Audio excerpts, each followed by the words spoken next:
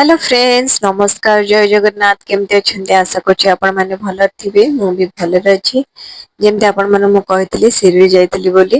ତ ଗୋଟେ ଦିନ ଆମେ ଯୋଉଦିନ ପହଞ୍ଚିଲୁ ସେଦିନ ଶିରିଡି ଦର୍ଶନ ସାଇ ବାବାଙ୍କ ଦର୍ଶନ କରିଦେଇଥିଲୁ। ଏଇଟା ନେକ୍ସଟ ଡେ ର ଭିଡିଓ ସକାଳ ଭୋର 5ଟାରେ ଏଇଟା। 5ଟାରେ ଆମେ ଗାଧେଇ ପାଧେଇ ରେଡି ହେଇକି ଦେଖନ୍ତୁ ମୋ ପୁଅକୁ ବି ମୁଁ ଗାଧେଇ ଦେଇଛି।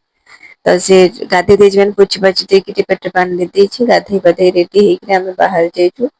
କାରଣ ସକାଳୁ ନଗଲେ କିଛି ଦର୍ଶନ କରିହବନି ସେଠି ତ୍ରୟମ୍ବକେଶ୍ଵର ଯିବୁ। ତାପରେ ଶନି ମନ୍ଦିର ଟିକେ ଯିବୁ। ତ ଟାଇମ ସେ ହବନି ତ ଆମେ ଏଠୁ ଗାଧେଇ ପାଧେଇ ରେଡି ହେଇ ପଳେଇ ଆସିଥିଲି।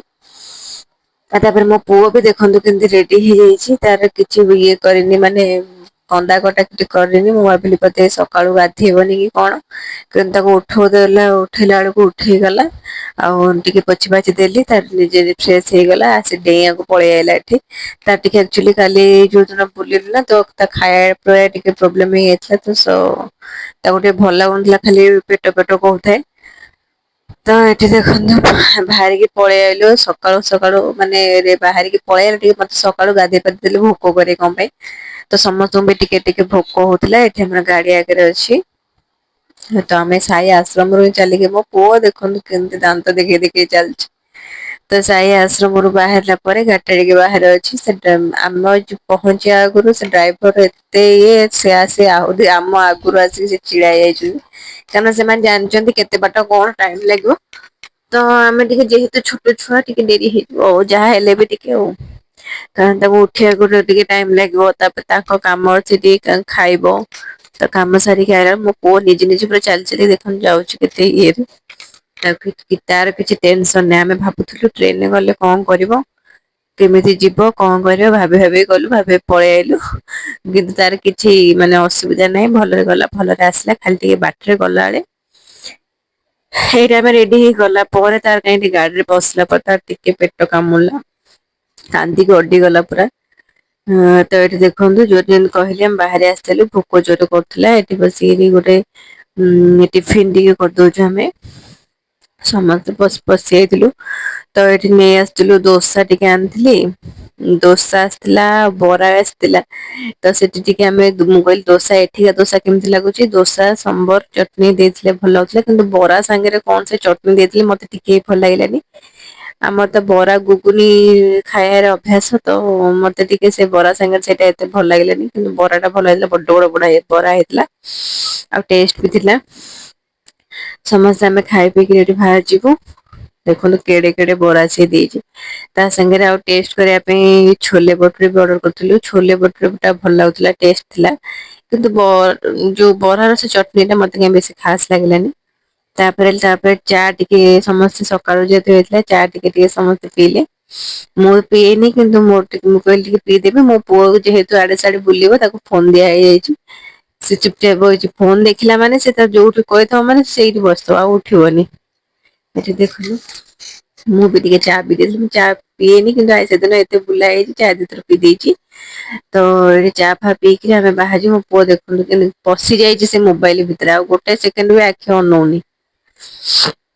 ହଁ ତ ଦେଖନ୍ତୁ ଏଠି ମୁଁ ଚା ପିଇ ଦଉଛି ଚା ଟା ବି ଟେଷ୍ଟ ଥିଲା।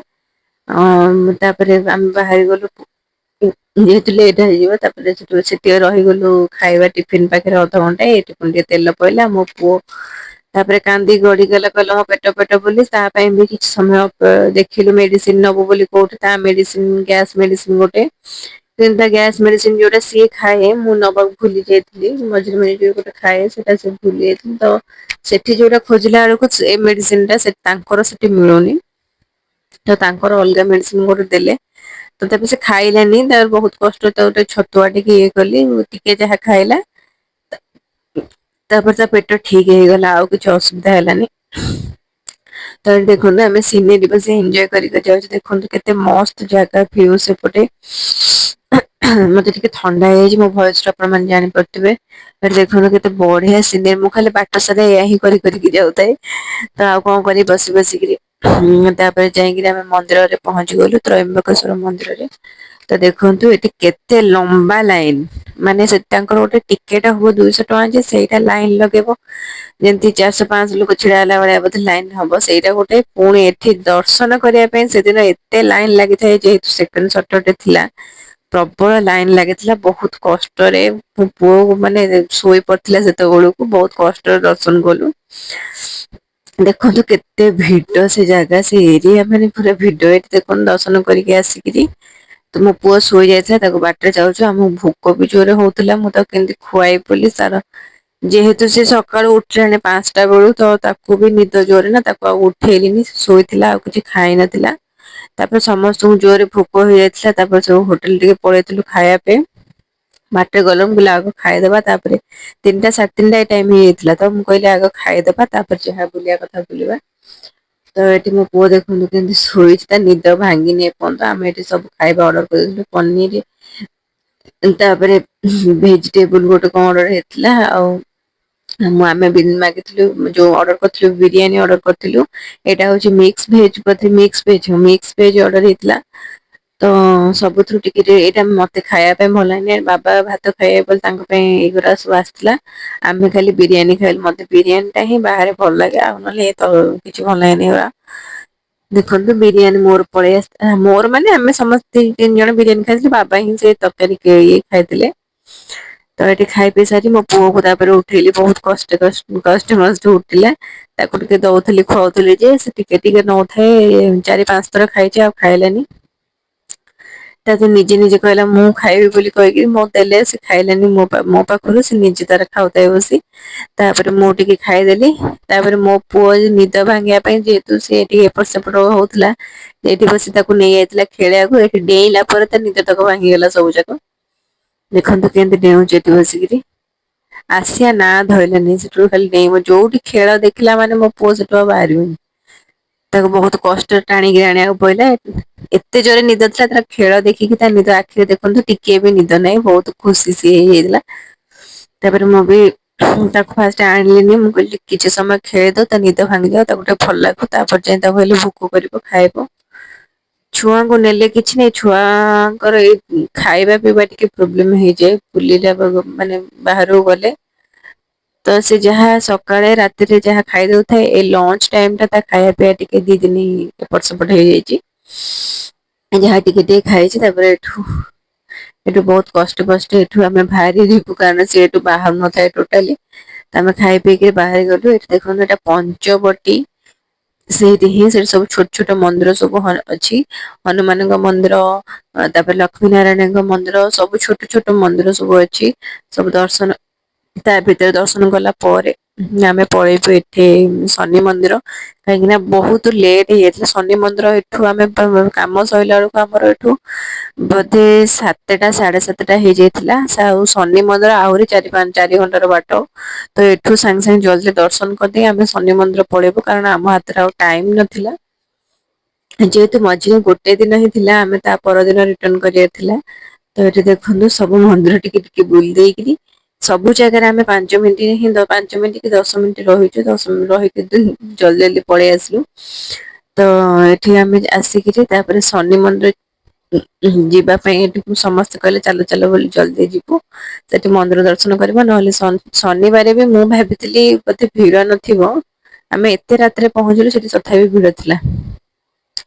ତାପରେ ଏଠି ଦେଖନ୍ତୁ ସବୁ ଛୋଟ ଏଠି ସୀତା କୁଣ୍ଡ ଦେଖନ୍ତୁ ସେ ଗୁମ୍ଫା ଭିତରେ କେମିତି ପଶିଛନ୍ତି ସବୁ ମୁଁ ଭାବିଲି ଆ ରିଷିକି ନେଇକି ଯାଇପାରିବିନି କିନ୍ତୁ ସିଏ ଦେଖନ୍ତୁ ନିଜେ ନିଜେ ଗୁମ୍ଫା ଭିତରେ ପଶି ନିଜେ ବାହାରି ମାନେ ତାକୁ ଡର ନାହିଁ ତାର ତା ଭିତରେ ପଶିକିରି ବୁଲୁଥାଏ ଆମେ ବୁଲଥାଉ ସିଏ ବି ଆମ ପଛ ପଛ ବୁଲଥାଏ। ତାକୁ ଡର ଭୟ କିଛି ନାହିଁ ତାପରେ ଏଠି ଦେଖ ଶିବ ମନ୍ଦିର ସେଇଠି ଶିବ ବି ଅଛନ୍ତି ତାଙ୍କ ପାଖରେ ଦର୍ଶନ କରି ନିଜେ ନିଜେ ମୁଣ୍ଡିଆ ଫୁଣ୍ଡିଆ ମାରି ଭକ୍ତ ହେଇଯାଇଛି ଦର୍ଶନ କରିକି ତାପରେ ଆମେ ବାହାରି ଯାଇଥିଲୁ ଶନି ମନ୍ଦିର ସେତେବେଳକୁ 6:30 7ଟା ବାଜିଗଲାଣି ତ ଏଠି ଦେଖନ୍ତୁ ସେଠି ସେ ଗାଈ ମାନେ ବି ରଖିଛନ୍ତି ସେମାନେ ସବୁ ଗାଈ ମାନଙ୍କୁ ଖାଇବା ପାଇଁ ଦଉଛନ୍ତି ତ ଯିଏ ଯାହା ଦେଇପାରିଲା ନହେଲେ ଦାନ ବାକ୍ସରେ ବି ପକେଇକି ଆସିପାରିବେ ଗାଈ ମାନଙ୍କ ପାଇଁ ମୋ ପୁଅ ଏଠି ଦେଖନ୍ତୁ ପୁରା ଦେଖିକି ତା ମନ ଖୁସି ହେଇଗଲା।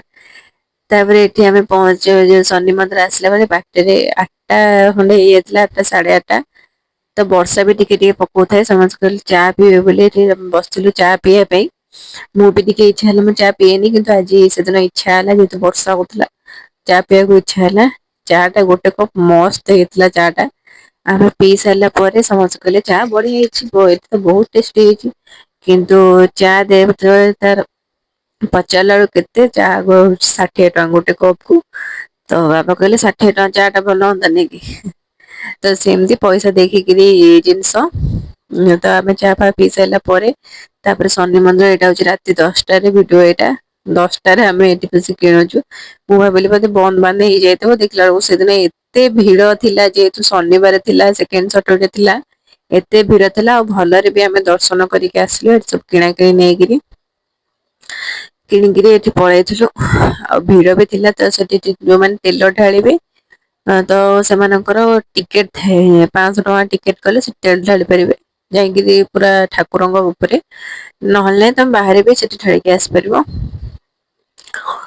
ତ ଆମେ ବାହାରେ ଯାଇଥିଲୁ ତାପରେ ଏଠି ଗୋଟେ ଏଠି ବାହାରେ ହଉଛି ଗୋଟେ ମାଳ ଟାଙ୍ଗିକିରି ତ ଆମେ ଭିତରକୁ ଯାଇଥିଲୁ ଦର୍ଶନ କରିକିରି ତାପରେ ଶନି ମନ୍ଦିରରେ ଏତେ ଭିଡ ଥିଲା ଯେ ସେଠି ବି ଲାଇନ ଲଗେଇବାକୁ ପଇଲା ସେଠି ଗୋଟେ ଦେଖନ୍ତୁ ପୁରା ତେଲ କେମିତି ଢାଳୁଛନ୍ତି ଏଇଟା ହିଁ ଶନିଶ୍ଚର ଶନି ମନ୍ଦିର ଏଇଟା। ଏଇଠି ବାହାରେ ଠାକୁରଙ୍କ ଏଠି ତେଲ ଢଳା ହଉଛି। କେତେ ଲାଇନ ଦେଖୁନୁ ଲାଗିଛି ଆମ ପୁଅ ବି ସେ ଲାଇନ ଭିତରେ ଲାଇନରେ ଛିଡା ହେଇନି ବାହାରେ ତା ବାପା ସାଙ୍ଗେ ଛିଡା ହେଇକି ତେଲ ଢାଳୁଛି।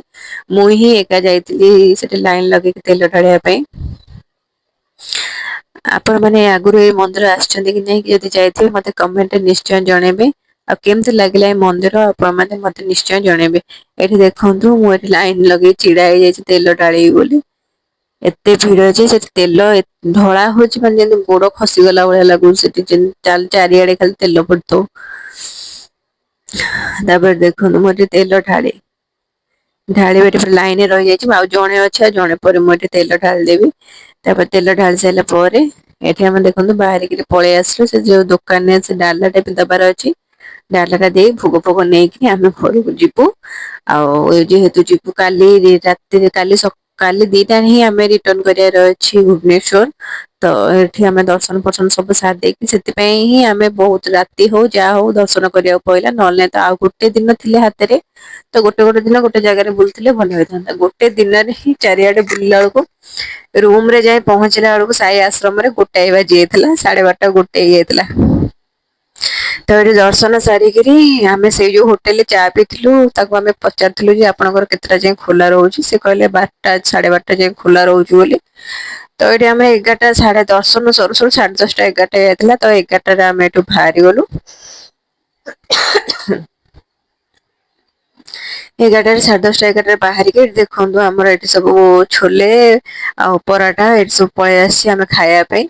ଆଉ ଗୋଟେ କଣ ଆସିଥିଲା ପନିର ବୋଧେ ଆସିଥିଲା ଏଠି ଆମେ ଖାଇଦଉଛୁ ମୋ ପୁଅ ସେତେବେଳକୁ ନିଦରେ ଶୋଇଯାଇଛି ତାକୁ ଗୋଟେ ରୁଟି ଖୁଆଇ ଦେଇଥିଲି କାଡିରେ।